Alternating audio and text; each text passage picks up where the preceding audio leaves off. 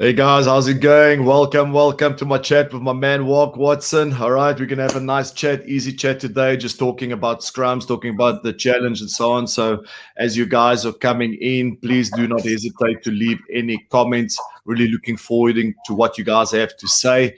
And just for you guys, you might have received the link from StreamYard. So just please click on that link so we can see who we are speaking to right now. All right, so I want to welcome you today, right? Mark Watson, the strong man from Kettering, brother. Get a touch. How you doing? How you doing, brother? How's things going? Yeah, good, mate. Really good, actually. How's things with you? Now, awesome, man. Better than this morning, man. Was struggling after that session we did, but Not it was all surprised. good. Not surprised. It was a bit of a session, wasn't it? No, it was great. We're going to come back to that, guys. So for those of you joining us, please do not hesitate. If you have any questions, please put them in the question box. Yes, Colin White, brother, get a touch. One of the Scrum Dominators who graduated a while back. Awesome to see you, brother. Good stuff. Hope you're well. All right. So, Mark, just before we get into details and stuff, just please share with the audience a bit of your background, what you do, what type of training you do, and also what position you play. Sure. So, obviously, play for Kettering Rugby Club in Northamptonshire, in the UK. I play prop. I can swap between the two. I can also hook, but they don't like to put me a hooker because my line out's a bit skew as I keep being told over and over again. Training wise, it's a difficult one because obviously, as well as playing rugby, I compete in some strongman events with a group of guys from the club as well. So it's trying to balance rugby training with strongman training. So I tend to do weight sessions 4 to 5 times a week.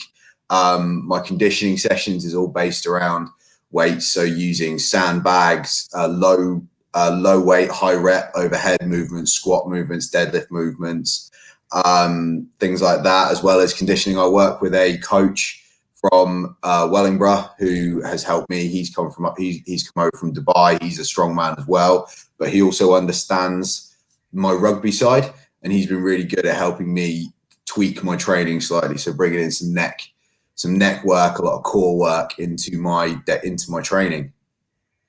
Now, awesome. I'll be honest with you, Mark. I'm a big fan of strongman. All right, I've done some of those log presses. I love Atlas balls, and I believe that's actually talking about that. That's the way I believe prop should be conditioning. All right, not just the classic strength work, but I believe strongman. That's massive because you have to use all your muscles in your body. All right, and don't you think that should be integrated more into training? Oh, 100%. A lot of the strongman movements, a lot of things that we do with log press, axle press, Atlas stones, sandbags, farmer's walk, things like that. It really builds core strength, leg strength, back strength, most importantly, but also quite a substantial amount of endurance. You need to be working at that lactic threshold. You still need to be able to put 100% effort into your movements, even while you can't breathe. I mean, when you're pressing when you've got an Atlas stone in front of you, you have to pull it into your chest, which is crushing your hips, and you still get that explosive movement to get it up into position. From a front row point of view, it's no different from bracing your core, holding yourself, pushing yourself, but tightening your core and whatnot for scrummaging. No, it's awesome. I believe there's massive things. We're going to come back to a bit of training in a little bit. So, Mark, obviously, you have recently graduated from the Scrum Transformation Challenge. You are now a Scrum Dominator. Get a touch, my man. Awesome stuff. For those of you listening, all right. So, for those of you probably watching now, you're either in the private Facebook group or you're on the Facebook page, Scrum Transformer. So, for all the players that have done the Scrum Dominator program, or the Scrum Transformation Challenge, I've given them access to my private Facebook group, and they will be able to continue to test my brain. And we actually have a Scrum Mastermind coming up on Monday for the first one, which we'll be doing. We'll be testing all your knowledge. So this is where we'll be working closely together, which is quite cool. Right. So, Mark, I just got a quick question you. All right. Before the Scrum Transformation Challenge, obviously we've covered a lot of things. But before the Scrum Transformation Challenge, what was your process in the Scrum? How did you prepare for the Scrum training and the games? So a lot of what we did, we obviously train at the amateur level. We are sort of we're Midlands 1. We've just recently come down from national, what used to be National 3, but what's now called Midlands Premier. So, you know, level 5, but we're now playing at level 6. We only train 2 times a week. We train on a Tuesday and a Thursday. We train for about an hour and a half, an hour and 45 minutes. It's quite difficult to get specific Scrum time into that. So a lot of what we have to do is on our own time. But really, when we're doing stuff together in training, we'll start off on your knees, sort of 1-to-1, kind of pushing against each other. You'll bring in the 2-on-1s, the 2-on-2, so you'll bind up with a prop or a hooker, put a second row in behind you, and then a flanker. Always building up, very rarely hitting 8-on-8. Until the very end, and then it's proper 8-on-8, but we work on the hit, the hold, and we tend to use a sync as well. So hit, hold, to work together. Kettering are not known as being the biggest pack in the world by any stretch of the imagination, and I'm sure you'll see in a few of the videos that's very much the case. But from a technical point of view, we really work hard on our technique. In terms of actually setting up for each individual scrum, we come together, the hooker gets in position. He calls the hooker is our pack leader. He'll call everyone in, call the bind when everyone's bound up. We'll call the second rows in, then the flankers, and then we go through the same. We try and go through the same process all the time. What's sometimes missing is a bit of the cohesion and a bit of the and the setup. We all have different ways of setting up in before each scrum, and I think one of the biggest things I've brought away from the transformation challenge, I'm sure you'll come on to this, is that setup is probably the most important part. Everyone's doing the same thing. Everyone's doing what they need to be doing to get themselves into the right position, the right frame of mind to work as an 8. Because it's not the front row are the beating heart of scrum, with the second row of the engine, and the flankers. If you can keep them on, it's nice, but they tend to go away with the fairies. But that cohesion is really, really important to us. And, you know, it's very, very rare that we get truly dominated in the scrum. For such a small pack, that's something that I think we're really proud of as a team. Awesome. We're going to have a look at some of your videos. Obviously, it's been a while now since you guys have been training, or that you could train. All right. So the most important thing is that to take away what you have learned. It's very important. So obviously, and this is what I'm just for those of you guys listening, the way I coach as well. All right. Amateur, professional. I use the same frameworks. I use the same strategies. Sorry about the noise. Got my missus there. I think she's trying to piss me off. But anyway, got the thing going on. So I coach the same way, and I try to give the players valuable tools. You know, Mark, you've come a long way since the challenge and stuff, which has been quite amazing. But before we get onto the details of a challenge, what would you say was there any specific challenges you faced in the scrum? So obviously it's been a while, but if you can think back, what were the things you really struggled with? So for me, it was winning that mental battle and having the mobility was a big one for me as well. You know, my hip flexion was terrible when we look back at these scrums. My starting height is horrendous from that point of view. Also, it's from a mental point of view. A lot of what I was missing, a lot of what I was struggling with was from a mental point of view. I'd almost lost the scrum, or I'd almost expected to lose a scrum before I packed down. I didn't trust my process. I tried to make adjustments. I tried to make changes, and I tried to make wholesale changes in the middle of a game instead of just trusting what I was doing. And for me, that was what I found was my biggest challenge, was not being able to trust my process and trust myself and get the right foundations in place to do what needed to be done. Yeah, and that's the massive thing, you know, that's one of the reasons that I've also created channel, because I'm speaking to so many props at the moment, And the crazy thing is, so many of them have mobility issues, mobility problems, poor hip mobility, all the like, and knees as well, just everything in general. And it's been amazing. I've been sending out, I've shared it with you guys, the one pager just with Zoo. We'll come back to Zoo a bit later. And it's crazy to see how much players have improved just on the setup. I sent in the beginning of last week, I sent that one pager to another prop, and he's been working on it on a daily basis. And he's dropped his body height. He's just feeling so great. So it's great to hear that you know at least what you were struggling with, because if you don't know what you were struggling with, you can't work on it. All right. So the next question that I would like to ask you as well, what led you actually to what was the thing that went through your mind that made you decide to actually do this challenge? Why did you decide to go on 21 days of online coaching? And I know a lot of the players, when I speak to them, they think it's like a transformation, like bodybuilding, and we're going to be training intense and all those type of things. But what made you decide to actually commit to this challenge? I think for me, being out of the game for sort of nearly a year now, what I wanted to do was I wanted to make sure that I was coming back in the best possible shape, condition, mentality as well. And it's really hard to do that on your own. And you can read books, you can watch stuff on YouTube as much as you like, but you'll never really get the same outcomes. And obviously you saw what you were doing with your with the Scrum Transformation Challenge, having sort of followed your career as a front row forward from first seeing you in the 2009 Lions tour. It's nice to see someone who has got the backup, has got the ability and the background to back up what they say. It just makes it more realistic, more what's the word I'm looking for? I can't remember the word. I can't think of the word. Credible. More credible. That was the exact word I was looking for. It just makes it more credible. So I thought I'd give it a go. I thought I'd give it a go to see what it was. And as you quite rightly said, I was probably expecting a bit more, physical stuff, a bit more stuff around the gym, around conditioning, around drills and stuff like that.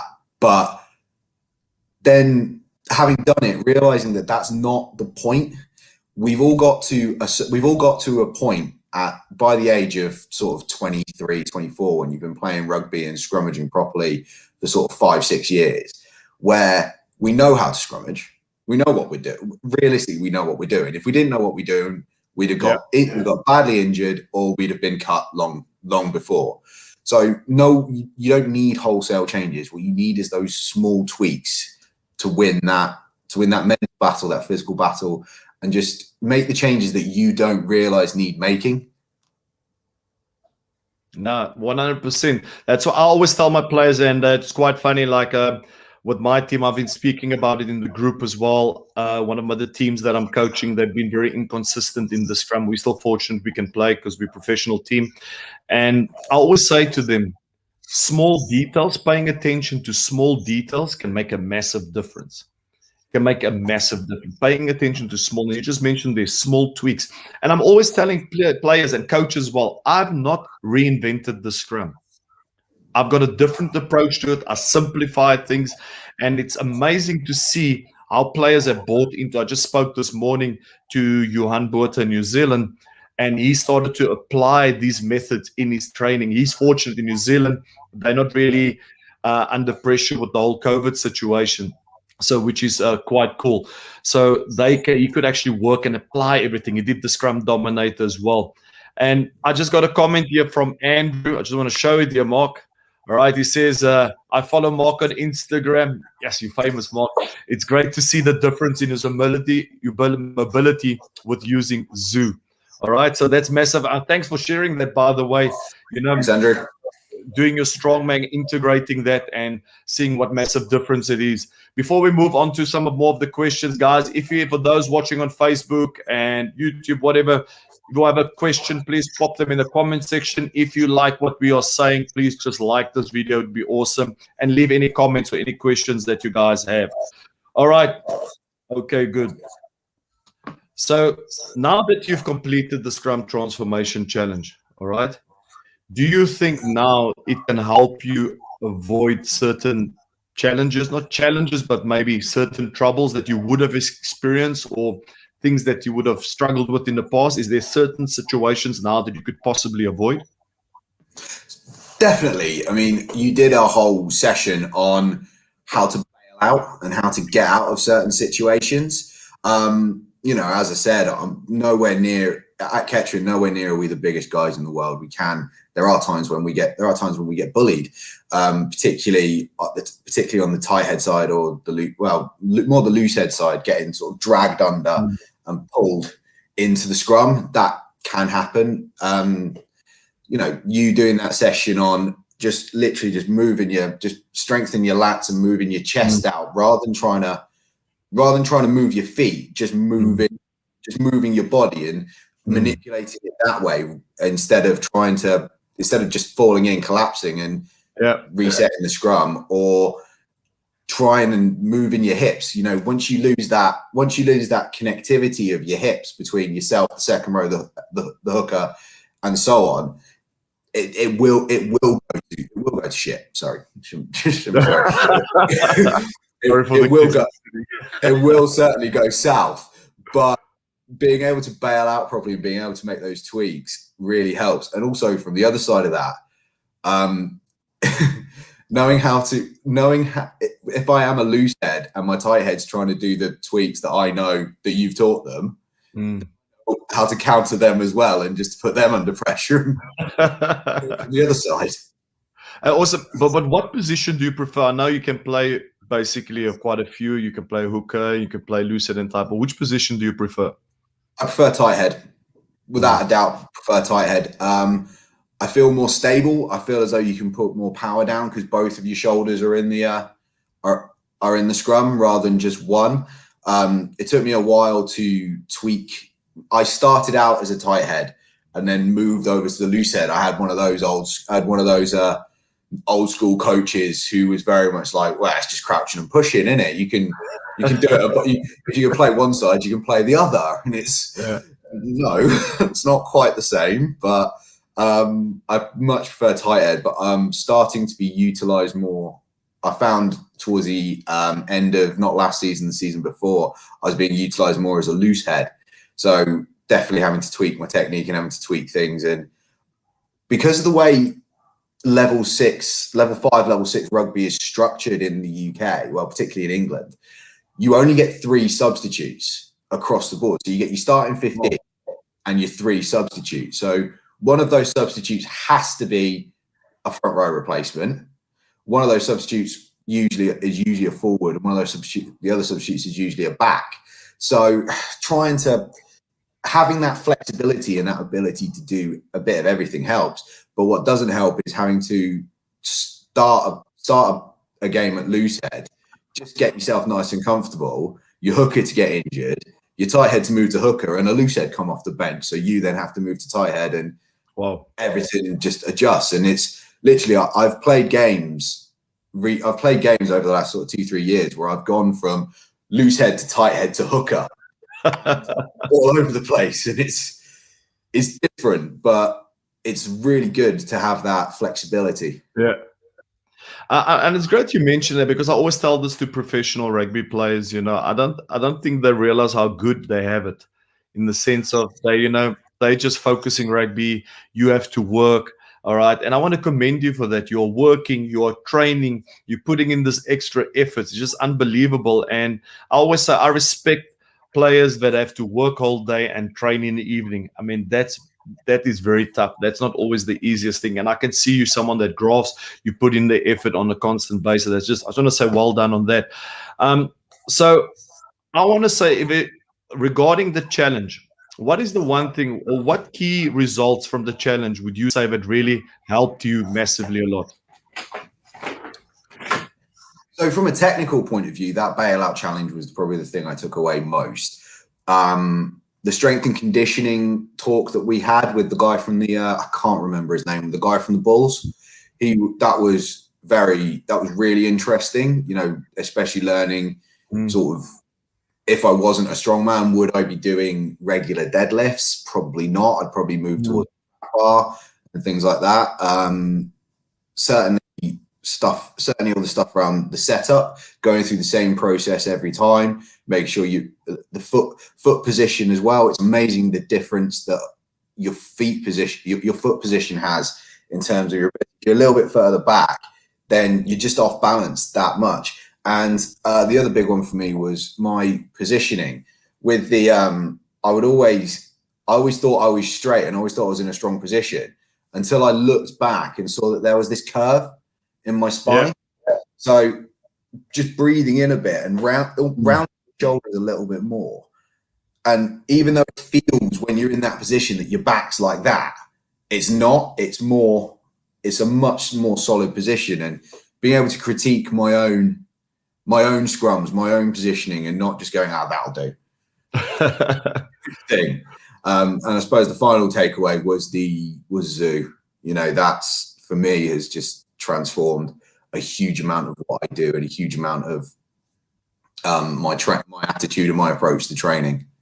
Awesome. So that's a lot going. I think you're going to be quite surprised when you watch your own videos now. And I want to thank you for actually putting yourself out there. And we're going to get you to critique your own videos and see if you have been paying attention, because a lot of the language you're using now is what we've been using in that challenge. So well done for you.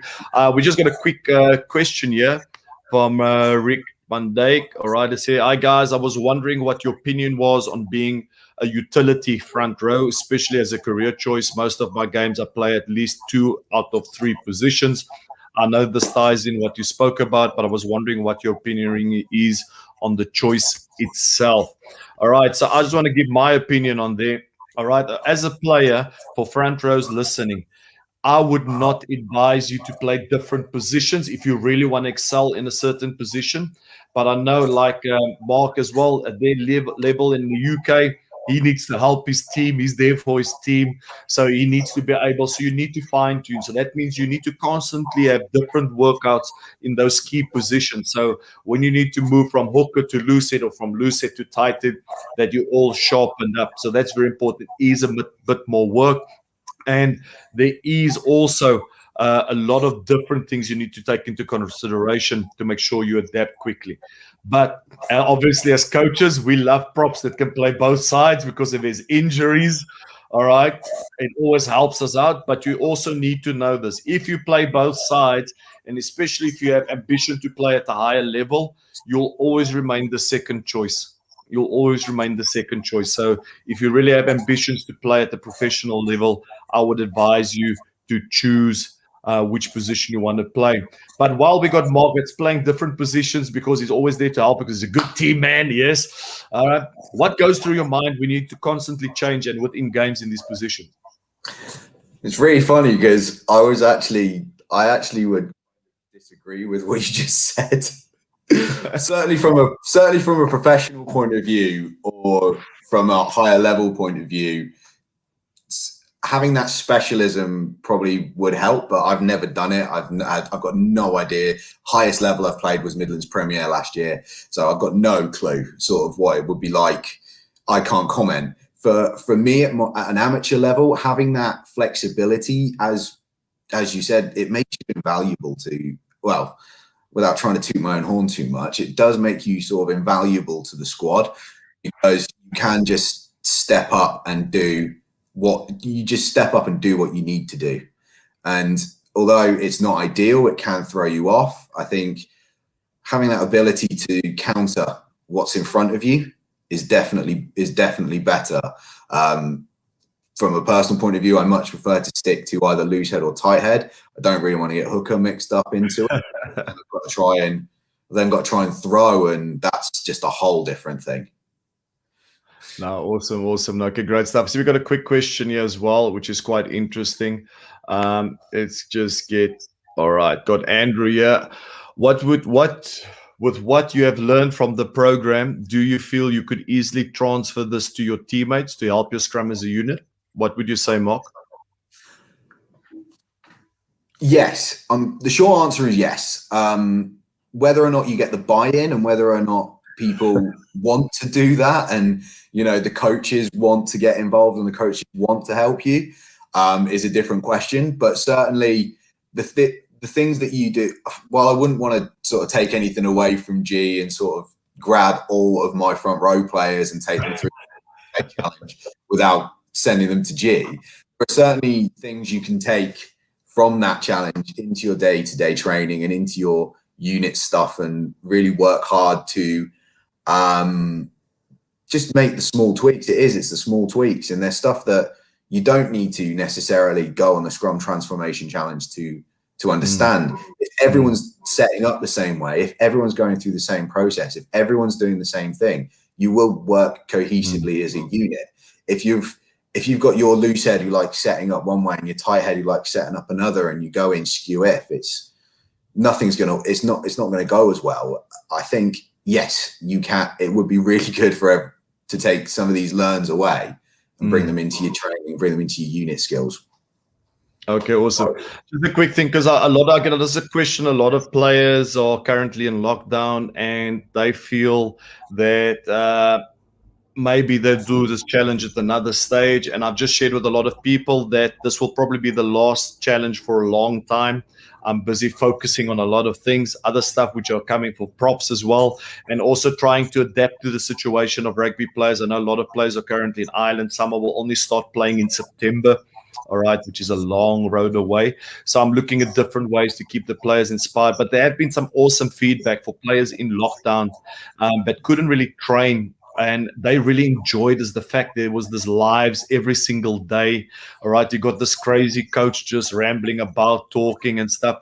How did you feel about the experience in that private Facebook group with the lives and seeing everybody, seeing the same people pitching up for the sessions? What did that mean for you in those 21 days?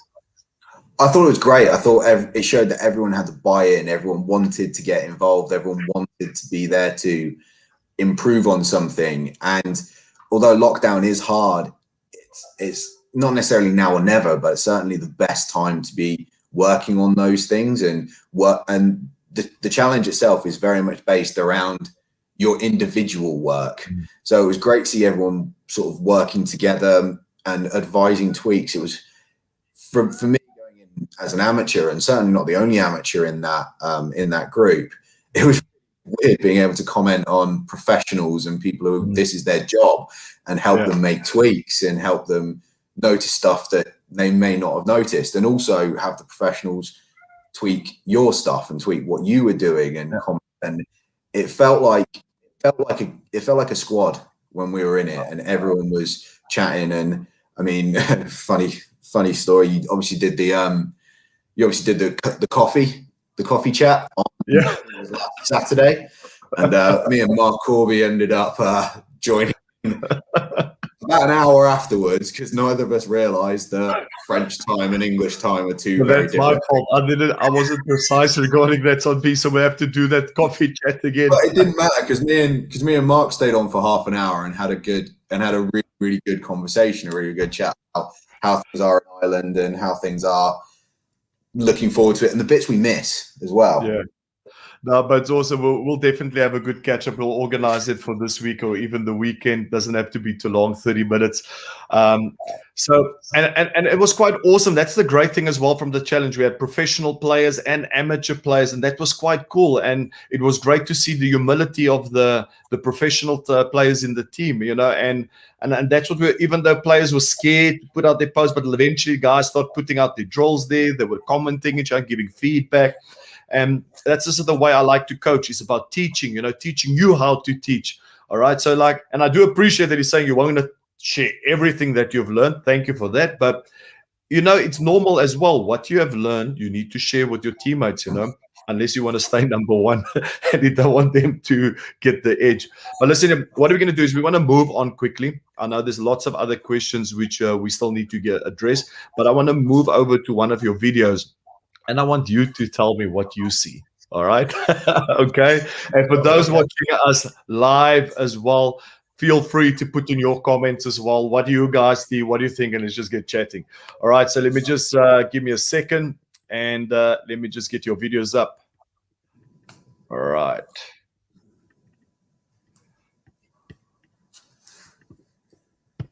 Okay. All right. So I think in most of his videos you're playing tight. Is that correct, Mark? I think I've done a bit of. I think I've tried to make it a bit of a twist. I'll Okay. when I see the video, I'll let you know which side I'm on.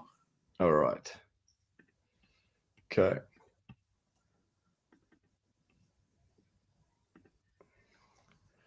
Okay, there we go. All right, this is Bridge North. So yes, I'm on the tight head side here. Okay, all right. So what I'm going to do is I'm just going to let it go. We'll stop and start afterwards. And you tell me just, I'm going to let it go in real time. And you just tell me what you see. So here, you know, on the crouch, I think certainly could get a bit lower, a bit more bend in the knee. When I engage, I'm too high, but then the sink goes in and you can see the angle of my knees. We get a good drive on. I certainly think in hindsight, and I know you should never do this, but with that sort of dominance and moving forward, the loose head side started to come round a bit when it started breaking up. I certainly think that in hindsight, I probably should have dropped my bind and just gone straight forward and powered through a bit more there. Let's actually have a look at that. Let's see what's happening there. All right. So 100% on the crouch, you definitely, and this is a common mistake we see with a lot of players, you know, they have this foot so far forward. So there's a lot of space there, but otherwise you're fairly good. And there on the bind, you have a decent deload, which is quite good. All right. Which is very good. Even though we could maybe fight a little bit harder to stay down. All right. And decent hit, good hit. And that's a tough one. So, Mark, I heard you saying slipping your bind and stuff, but do you really think it would have been possible for you to actually drop your bind? I don't know if it would have been necessarily possible, but and it is a difficult one because it's a difference between slipping your bind to slip someone underneath and sort of just letting go and driving forward. It would have been very easy for me to let go and just continue driving forward, but yeah, would the referee have seen it that way? I don't know. All right, let's go to the next one. All right. Yeah, this one we got a good angle. The ref's not in the way. Yeah, okay. Sorry about that. Nah. That's not a problem. Okay. Okay, good. All right. So let's have a look here. Okay. So I want you to comment first and let's see what's happening. Again, on the tight head side here. Weak bind, very weak bind there. But good leg. But I think the angles of my legs are pretty good. I think they were doing a lot of moving, whereas we were fairly solid. I didn't feel strong going into that. I didn't feel strong going into that scrum. That bind was very weak. It wasn't aggressive. I was letting him deload onto me. I think I was lucky that I managed to get my leg angles right. Otherwise, that possibly could have been a different story. But I remember thinking that I just won this one over. I just want to get in and out of this one. So if we take it over here as well, let's take a look at your stance. So if you can look at your feet, it seems like you have a fairly narrow base. All right. So you got a fairly narrow base. So this could mean that you were slightly off balance as well. And if you look as well, your back foot, it's quite far forward. All right. So each player, when I speak to players in terms of their setup, everybody's different. Some are parallel stance, split stance, far forward. But having your feet that narrow and also that far apart, it creates a lot of instability. So I would definitely, obviously, you have now learned how to determine the width, the right width. We're not going to share that now. They need to learn that in the challenge. All right. So, and you can clearly see when you're taking the bind, right? I'm coming out rather than just going straight for it. Just going straight. So, right, you're like kind of swimming, all right? Or trying to give them a hug. You need to really be strong and deload into your position.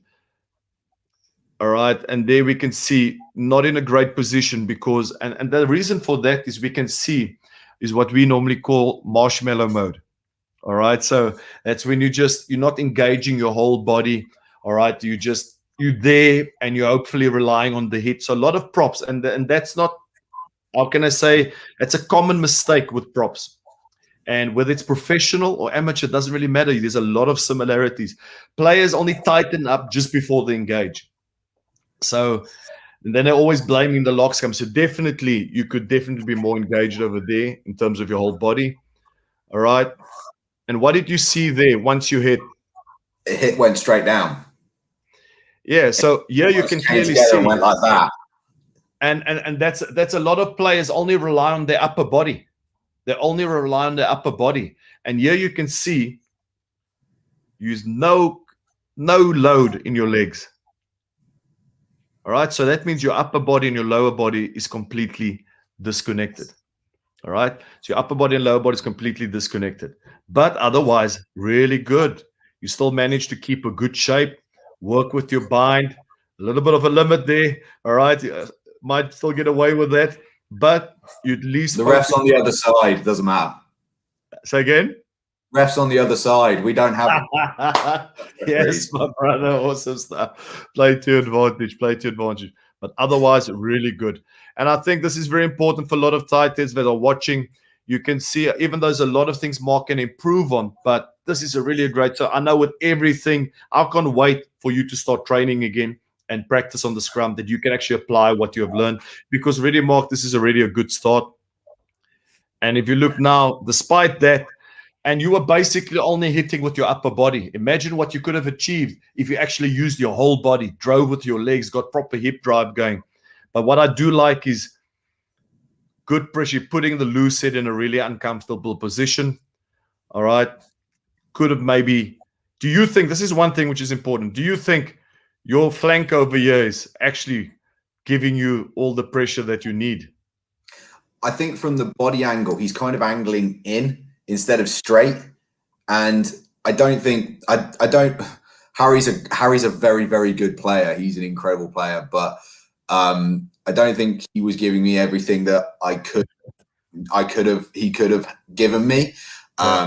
He's 21 years old. He's not a long in the tooth kind of player. Very good ball carrier and whatnot. So I don't want to say anything too bad. Honestly, it's a fairly decent position. And this is just a common, the reason I bring up the point, because I've seen this with professional, I've seen it with my teams, all right, where the flankers, they actually don't know the need to bring more pressure. So normally in the flankers' minds, they think, okay, my mate's good. So you can see he clearly takes pressure off. He's lifting his head up. He's really not bringing it that much. So those small things. So I always, like I've taught you, when we analyze the scrums, you need to look at everything, not just yourself. You need to look at your teammates. And if after that you are slightly under pressure, at least you know why. Okay? All right. Let me get you out of the hot box there. All right, good stuff. So watching those videos, what do you think something you will definitely work on when you actually get the opportunity to go back to training? Certainly the crouch. The crouch, I think, is a big thing for me to work on. Not the tallest guy in the world by any stretch of the imagination.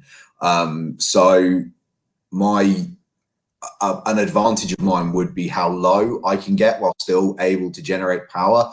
And as you say, put loose heads and tight heads and whatnot in really uncomfortable positions, in positions they don't want to be in because they are taller than me.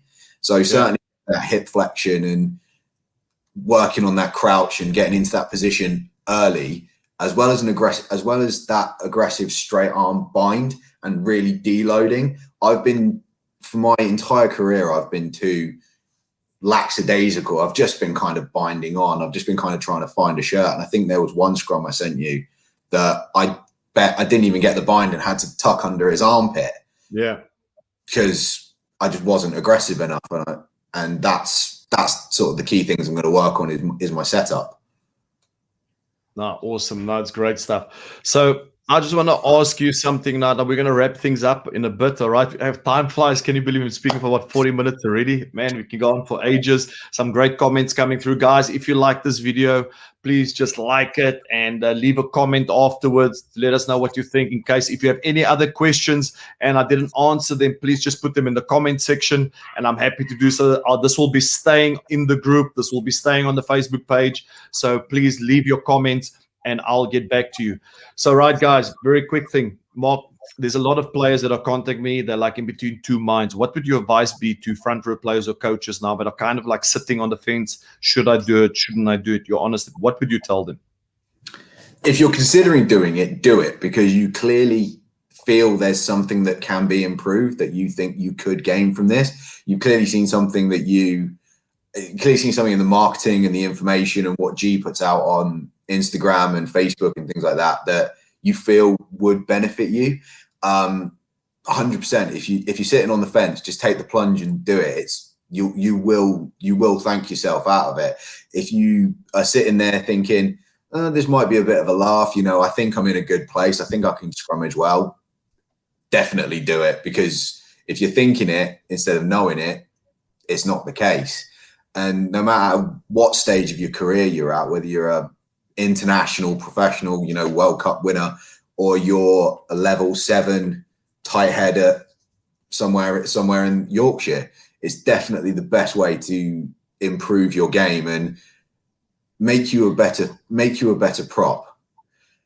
You can do everything you want to work on your off-field stuff, work on your round the park stuff, but as England showed in the World Cup final, you can be a great round the park player. If you can't scrummage, then your team's in trouble. Yeah, and I think that's the worst feeling. I mean, I've experienced in my career, where there were times I dominated guys and there were times I got dominated. It happens, but it feels really bad, in terms of when it feels like you've let your teammates down. So I do advise players, put in the work, put in the effort. And you're talking about professional players, I'll be honest, and for you guys, the professional players listening, it's all Mark. It's actually a funny story. Whenever I speak to professional players and I tell them, let's work together. And I've worked with loads over the last lots of them, international. And often those players come to me when they're in trouble. They're about to get dropped, no contract. And I'm telling you guys, we can avoid this. But the greatest feedback I've got it from guys in the Premiership, in Super Rugby, and also former All Blacks, is that just having a structure and having a framework in terms of what you need to do when and what you need to work on, and identifying your source and then creating your Scrum strategy, it's really valuable. Do you feel today you're comfortable creating your own Scrum strategy, like planning a week, what you need to do? You got your strong man and all those, that you know what you need to work on now. Yeah, of course. And I've started doing it already, even though I'm not doing any sort of rugby training until the end of March at the earliest now.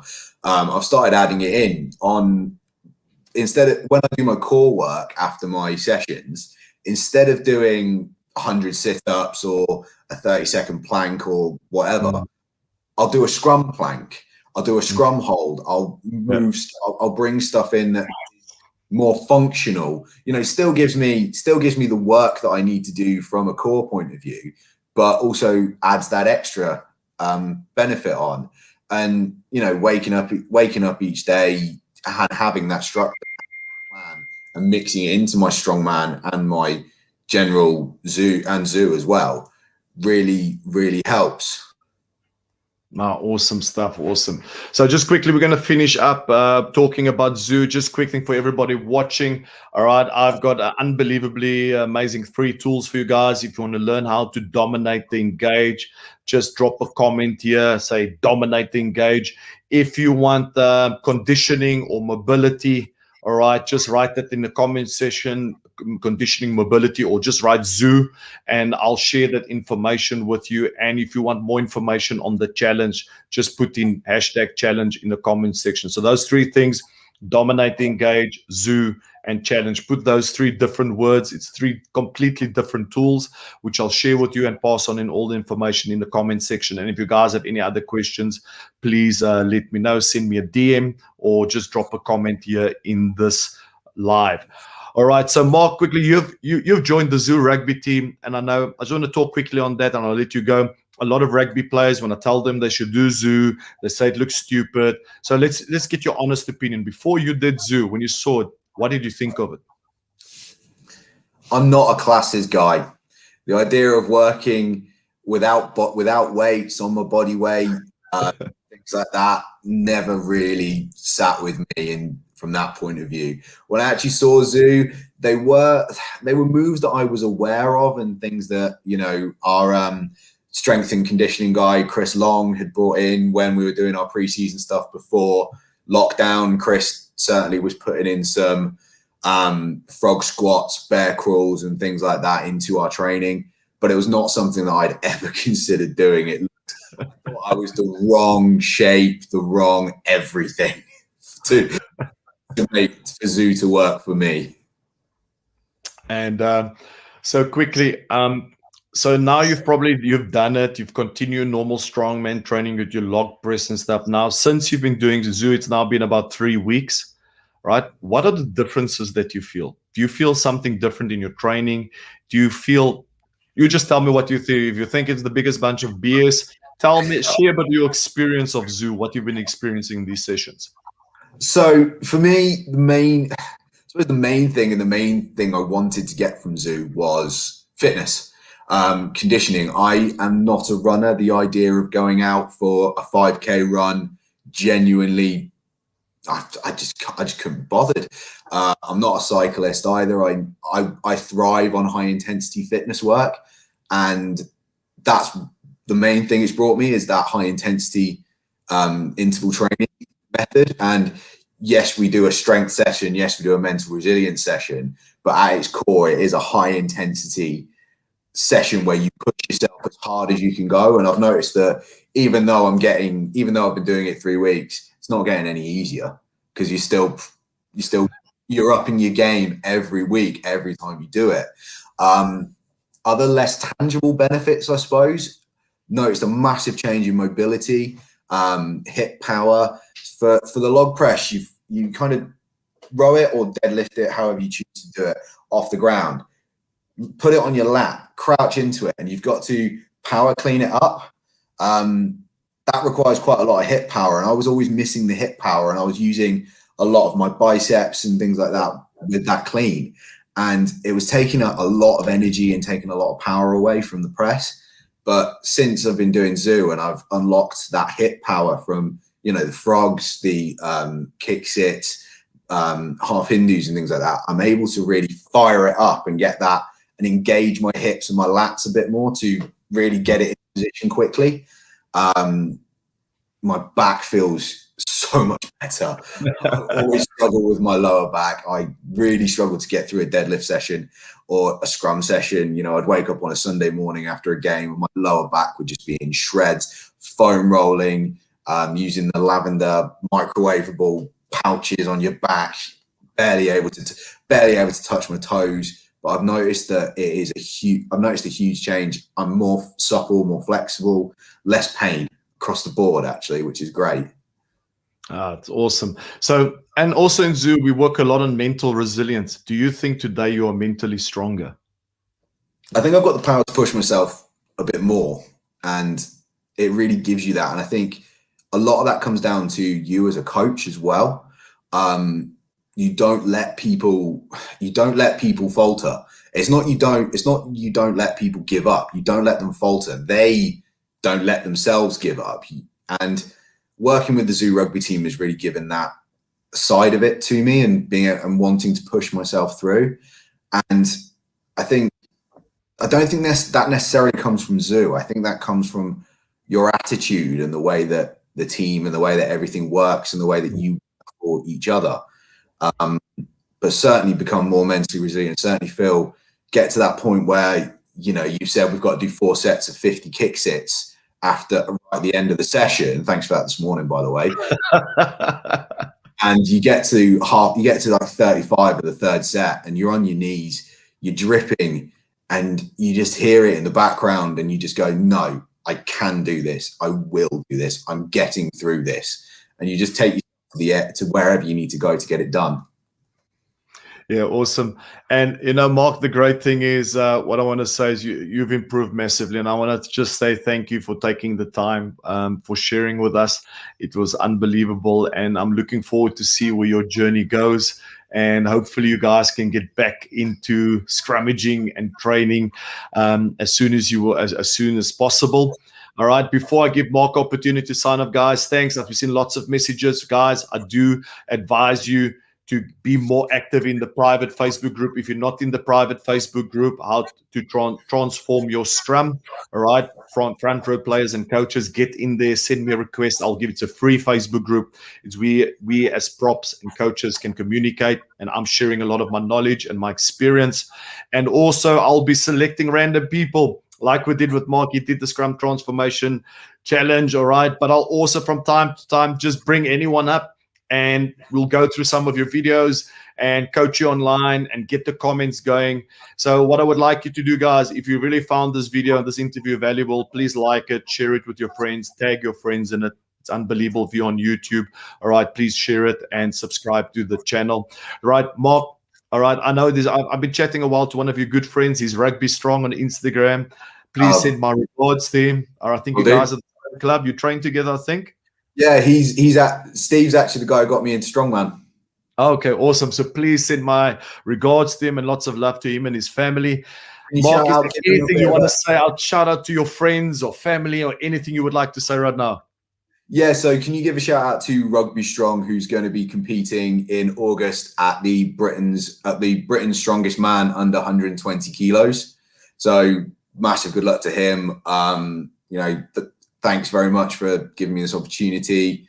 Looking forward to working with you. Look forward to working with you in the future and seeing how things progress. Hopefully next year Kettering have a good season, and we can build on and use this momentum to get ourselves back up into Midlands Prem after a bit of a disappointing season last year. Okay, awesome stuff. All right. So, Mark, I want to thank you for your time. It was unbelievable chatting with you. It felt like we've been going on for ages. I need to get going as well. And also for you guys that are watching me, please follow me on Clubhouse as well. I'm about to go on Clubhouses now for the next 30 minutes, just connecting players and coaches together. Just unbelievable. That's another awesome tool. I know, unfortunately, it's only available for iPhone at the moment, but they are working hard to release it for Android. So then we'll get everybody on there as well. And in the future, for those of you guys that are watching and beyond these lives, I'll be using this application called StreamYard. Just please click on the link that comes with the video so we can actually see who I'm speaking. Thanks for our good friend over here. So just to get you under the reason why we need to do it. So we see these awesome comments. All right. But the person is Facebook user. I have no idea who Facebook user is. All right. I would love to chat to you and bring you up. And I would like to say thank you to my man, Andrew. All right. So, Mark, the comments have been great. All right. We do appreciate it. And we got another guy called Facebook user that says, thanks, G and Mark. He really enjoyed it as well. All right, guys. But that's just to finish on a night note. Mark, thanks, my brother. I hope you have an awesome time. And thanks for listening. Let's get a touch. Boom, boom, boom. Thanks very much, man.